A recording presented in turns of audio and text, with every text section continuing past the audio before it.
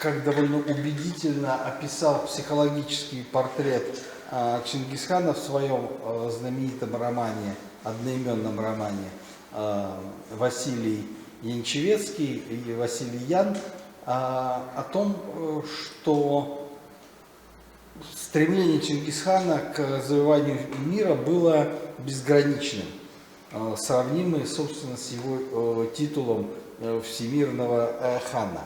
Но мне кажется, что это некий такой исторический фрейдизм. На самом деле все завоевания Чингисхана были вызваны вполне определенными социальными причинами. И прежде всего эти причины были связаны с тем, что, объединив всю страну и прекратив внутренние конфликты, Чингисхан оказался перед серьезной дилеммой. Дело в том, что если раньше все небольшие отряды племенных ополчений сражались между собой за власть, за какие-то привилегии, за добычу, то после того, как страна была объединена, то это все войско уже не могло воевать внутри страны. А огромная по тем временам армия, и для Монголии тем более, почти по разным реестровым сведениям, которые сохранились у Рашид-ад-Дина и в сокровенном сказании, около 100 тысяч воинов, Монголия просто не в состоянии была прокормить это без постоянной военной экспансии. И этим было вызвано, собственно, постоянные войны, почти ежегодные войны. После того, как пало государство Хорезмшахов, монгольская армия стала преследовать самого Хорезмшаха. По разным легендам есть разные версии, но склоняюсь к тому, что или он вообще просто пропал, или умер на одном из островов в Каспийском море, близ современного восточного побережья, на стороне Туркменистана, как мы сейчас сказали. Но, тем не менее, войска, которые были посланы вслед за ним, продолжили свой поход. И вот здесь вот на карте у нас вот это такое ответвление, это как раз поход, который возглавили два человека, Субудай и Джебе, которых в сокровенном сказании один из сподвижников Чингисхана, потом его противников, Джамуха, называл псами с железными сердцами. И такая выразительная характеристика, потому что они действительно были одними из 4 великих полководцев, которые и принесли, собственно, военные победы самому Чингисхану. С боями и с осадами они прошли через Иран, в Закавказье нанесли поражение последовательно сначала ополчению армянских князей, потом грузинскому царю. Причем там они использовали тоже такое ложное отступление.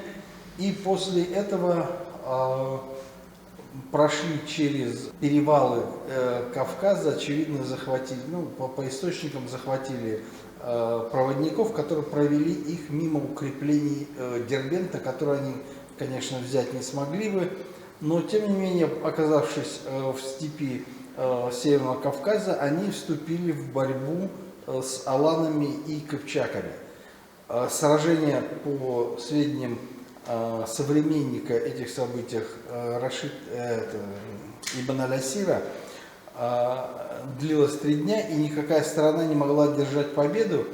И тогда монголы пустились на хитрость. Они объявили кипчакам, что готовы с ними заключить сепаратный мир, но если бы они оставили аланов одних. И сказали, что якобы мы с вами одной крови, а вот эти аланы это совершенно не наши люди. Кипчаки якобы согласились, бросили союзников, ну и монголы подряд разгромили сначала одних, потом других. Спасаясь от наступления монголов, уже в следующем 1223 году кипчаки во главе с ханом Катяном пришли на Русь, где обратились к русским князьям с просьбой поддержать их. Ну и просьба поддержать их была вполне логичная. Сначала они разгромят нас, а потом придут за вами. Так что не лучше ли защитить, пока мы все вместе и готовы союзничать против монголов. Ну и действительно, русские князья во главе с киевским князем Мстиславом Удалым, Галицко-Волынским князем и еще одним Мстиславом, князем Черниговским, отправились в поход в степь и на реке Калки потерпели страшное поражение. Вот после этого начинается, собственно, история, которая нашла свое отражение на страницах летописи, но и не только. Ну, вот битва на Калке, которая привела к страшному разгрому, и фактически погибли не только 3 князя, в том числе великий киевский князь, что раньше вообще никогда не бывало. Терпели поражение от и печенегов, и полоса, но чтобы 3 князя погибли, это, конечно, было что-то такое весьма необычное. И дальше монголы, проведя лето, значит, очевидно, на Северном Кавказе, пополняли свою армию, а потом ближе к осени решили наступать на Волжскую Булгарию. И, собственно, вот все сведения, которые нам известны об этом событии, это передает Ибн Аль-Асир, который, я уже сказал, был современником этих событий, написал большую книгу «Мировую историю», но она была посвящена истории, мировой истории. Как случилось так, что все страны до этого великие, богатые, могущественные, вдруг оказались разгромлены какими-то дикими варварами, которые наступали с востока. И подогревало вот его стремление описать это событие то, что это казалось предвестием конца света. То есть, ну, такая гибель, многочисленные смерти, разорения, гибель великих государств не могло быть ничем иным, кроме как предвестником страшного суда, когда наступит вот расплата за грехи человечества. И Ибн Аль-Асир старался подробно описать все события. Но вот это описание, вот этот эпизод выпадает из вообще всего того, что мы знаем о событиях монгольских завоеваний. С одной стороны, это связано с тем, что вообще восточные авторы и арабо-персидские очень мало и путано знали о событиях в Восточной Европе. Монгольские источники тоже очень путаны и очень дошли до нас, ну, в таком компактном виде, что такое впечатление, что были какие-то дневниковые записи, которые были резко сокращены и вошли в династийную историю чингизидов, но там буквально через запятую идет разгром русских городов, а потом сразу же идет война в Венгрии. То есть, причем русские города довольно не по значимости, не так, как мы привыкли их распределять по значимости, А вот, например, борьба вокруг Козельска тоже нашла отражение в этих самых сообщениях династийной истории монголов. А другие события совершенно вообще выпали. Но вот о этом сражении ничего не сказано. И о походе на Волжскую Булгарию, и вообще завоевании Волжской Булгарии такое впечатление, что вообще какой-то обет молчания, специально предано забвению вообще все, что связано с Волжской Булгарией. Русские летописи тоже молчат об этом событии, но если понимать, что все, что нам известно о битве на Калке и последующих событиях, сохранились в нескольких редакциях, в нескольких летописных рассказах, но все они так или иначе уже были написаны или переписаны в конце XIII века. То есть даже киевская летопись, которая вошла в состав Ипатьевской летописи 1230 года, она содержит только часть сведений о битве на Калке. И поэтому в Ипатьевской летописи, где есть продолжение вот этой самой киевской летописи, то есть одни и те же события рассказаны дважды. Немножко с разными акцентами, но тем не менее видна стыковка вот этих двух текстов, то есть летописец собирал из разных текстов эти материалы. Поэтому не исключено, что, может быть, в летописи и было какое-то сообщение, но потом при редактировании в более позднее время оно до нас не дошло. Казалось бы, такое небольшое событие, и оно не должно, было какое-то сражение, где оно было, не совсем понятно. Раз много неясного, то на разных картах это событие рисовалось совершенно по-разному. Я привел только некоторые тут материалы. Поход получается, значит, с одной стороны, он чуть ли не где-то битва под Суваром, то есть это как бы в пределах современного, значит, Спасского района. Здесь, значит, получается, что чуть ли едва ли не до Булгара, причем в Предволжье, значит, эти войска дошли. На некоторых картах битва совершается где-то в районе Самарской Луки. Понятно было, что настолько расплывчатое сообщение Ибн Насира, что из него извлечь что-то довольно трудно. Действительно, если весь рассказ распределить по темам, то таким базовым моментом, то можно увидеть, что, значит, с одной стороны, жители Булгара услышали о приближении к ним монгольского войска.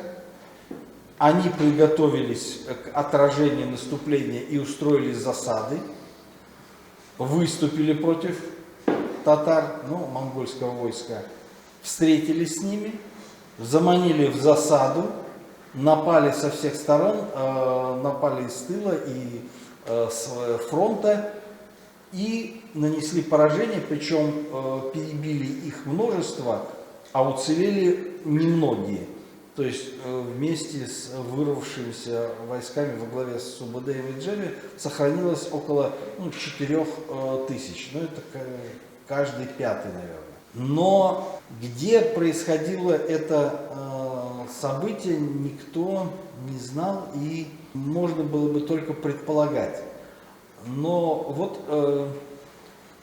последние годы очень активно велись археологические исследования на Золотаревском городище. Городище это было известно давно, еще в середине XIX века. Саратовский краевед и историк Кротков вел на нем обследование и описал это городище как очень укрепленная, очень своеобразная, но потом, раз Михаил Романович Полесских копал, ну, на самой вот южной оконечности городища, и даже раскопал вот такую проездную башню, ну, вот разные виды этой самой угловой проездной башни, которая была зафиксирована. Там же он нашел большое количество оружия, что, ну, тоже неудивительно, поскольку город, очевидно, вполне был разгромлен при монгольском нашествии и пал в результате вот ожесточенной схватки. Что бросается в глаза и что удивительно, даже если посмотреть просто на план этого городища. Всего на территории Волжской Булгарии известно около 180 городищ. Ну, довольно много среди них просто таких круглых или квадратных, подквадратных в плане. Они имеют двойную, тройную систему валов и рвов. Ну, понятно, там, где многочастные укрепления, допустим, Беляжские, то есть там 3 ряда внутренних стен и 2 ряда внешних стен. Но это огромная территория, там почти периметр этих стен там около десятка километров. А вот чтобы маленькое мысовое городище имело не 2, не 3, а 4 вала, такого ни на одном городище Волжской Булгарии нет вообще. И, ясно, что допустим, вот это первоначальный, да, он потом расширился, уже как-то еще расширилось, а вот внешне вот этот самый, он вообще непонятно для чего, и потому что защищаемая площадь очень небольшая, и смысл какой, но все оказывается не все так просто. В плане, еще раз, это самое городище, как я уже говорил, оно очень небольшое, почти 13 гектаров. Это не маленькое городище, но и не самое большое, Даже в сравнении с другими городищами в Пасурии, на территории современной Пензенской области, есть гораздо большие. Например, Юловское городище, оно почти в 2 раза крупнее. И, скорее всего, Юловское городище было тем самым городом Буртас, который видел венгерский доминиканский монах Юлиан, посетивший эту страну буквально перед самым монгольским завоеванием в 1235 году. Он пишет о том, что это большая населенная страна, все жители, которые такие мусульмане, они спасли его от голодной смерти, и дальше он продолжил свое путешествие по Волжской Булгарии. Видно, это еще раз городище, редколесье, но это современный лес, то есть в древности, в средневековье этого леса не было. На городище оно практически все вскрыто, видно площадь только вскрыта, сейчас еще продолжается. Найдены были землянки, ремесленные мастерские. В целом довольно обычное городище. Необычное, наверное, только то, что это городище было насыщено украшениями, в том числе довольно, обычно это находки такого типа являются случайными или какие-то клады. А чтобы на площадке городища в массе своей были найдены эти украшения, особенно серебряные витые браслеты или трехбусинные височные подвески. А здесь была, видимо, какая-то ювелирная мастерская этих трехбусинных желудеобразных височных подвесок, ну, наверное, целое ведро было найдено. Потому что целая россыпь, я не помню, это больше 300 штук, что ли.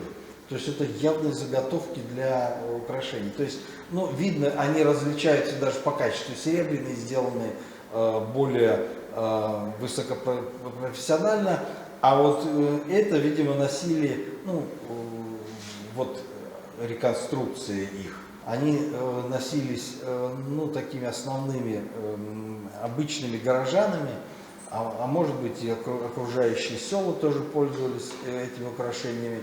И они были попроще, сделаны из меди, из латуни, а сверху покрывали их, ну, таким оловянистая бронза, и они белели как серебро.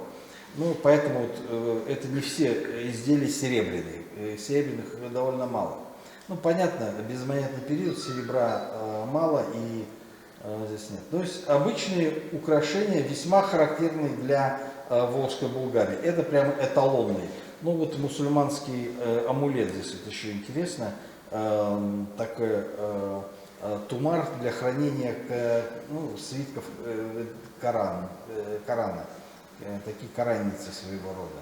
Ну, огромное количество различных земледельческих, ремесленных орудий, бытовых. И, ну, опять же, керамика и столовая бытовая посуда ничем не отличается от памятников Волжской Булгарии.